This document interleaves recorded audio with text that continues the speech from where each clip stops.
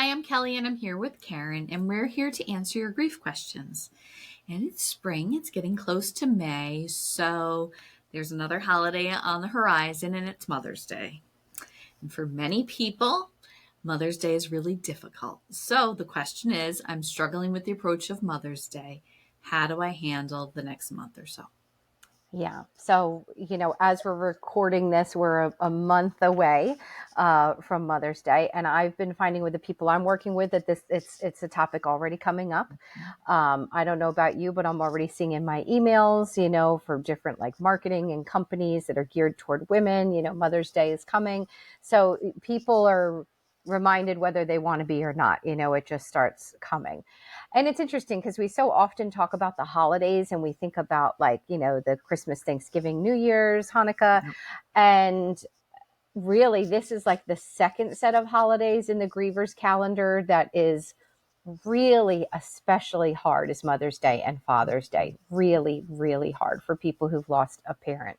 So first, I think acknowledging and validating that is very important because some people maybe in earlier parts of their life would have considered it like a Hallmark holiday or something, but the bottom line is that they're very sweet days that you get to devote to your mom and to your dad. And they're kind of special and they don't have all the same flurry and everything else of like Christmas and all that. And instead you can just kind of plan a brunch together or, send flowers or something like that. So it's almost sometimes I think the simplicity of it that makes it a day that people really feel sad about and miss. And it's just such a day to be missing that person. So Yeah. like any preparation for any hard day, I remind people that having a plan is going to be really important. Even if the plan is just to say, I'm staying in bed all day. That's my plan.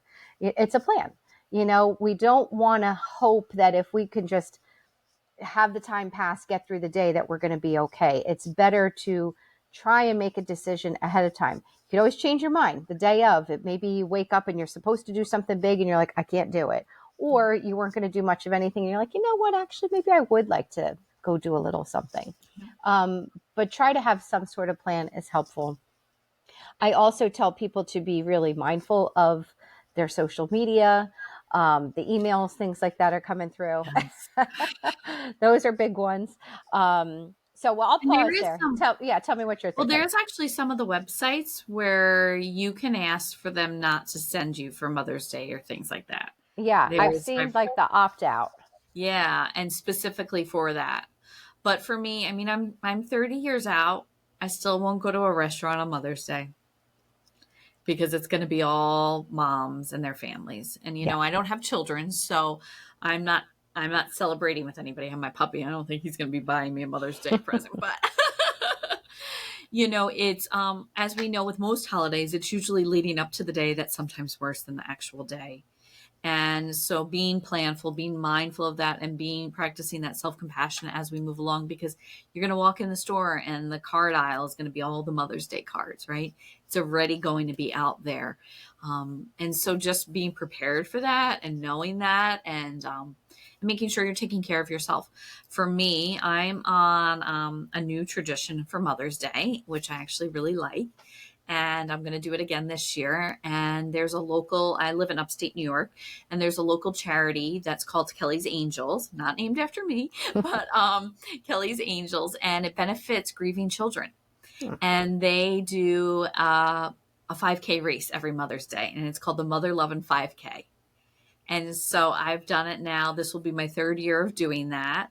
And I just love that that's like the way for me to honor my mom, make sure I take some space for me and that like I'm doing something physical. I'm moving my body, I'm moving my grief, right? And so I was talking with a colleague of mine. Her mom just died recently. And so she's trying to figure out what she's going to do. And now she normally would have gone to her mom. They would have gone, picked up flowers, and then they would have planted them together.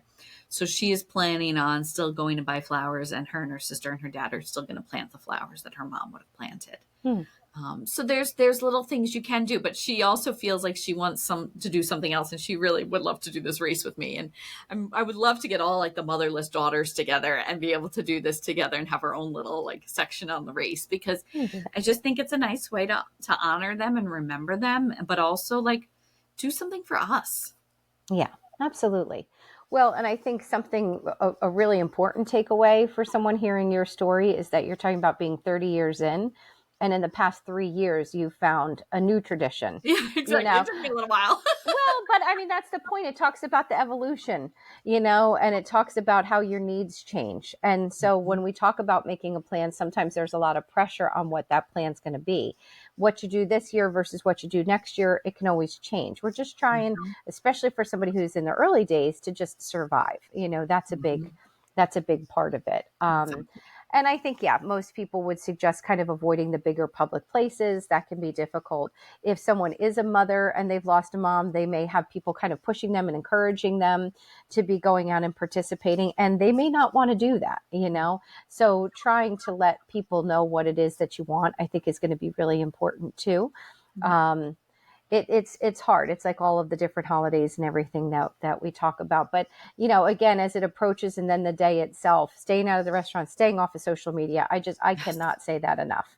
You Oh, know, I make sure the social media on Mother's Day and the day after Mother's Day and even the right. day after that, I tend to just still avoid that. Yeah, because the feed, the algorithms and everything can be kind of Mhm. funky. So somebody could post Mhm. something Sunday night, you may not see it till Tuesday. So, Exactly. and I always think those social media things are so tough because you're going on there for one reason and then you see something else entirely different, and it can just be one of those punch in the gut moments that just really catches you off guard. It can be really difficult to recover from. Exactly. So yeah, I mean, making a plan and just being mindful of what your needs are going to be during that time is going to be important. It really, Yeah. really is. And seeking support that's, that might be understanding of what you're going through, Yeah, and maybe connecting with somebody else that is also grieving and missing their mom might be yeah, a nice thing to do. absolutely, absolutely. All right. Well, thanks for watching and stay tuned for more questions answered by Kelly and Karyn. And if you have one of your own, feel free to message us or send us a link, which our email is in the comments. All right. Thanks so much and take care. Thank you.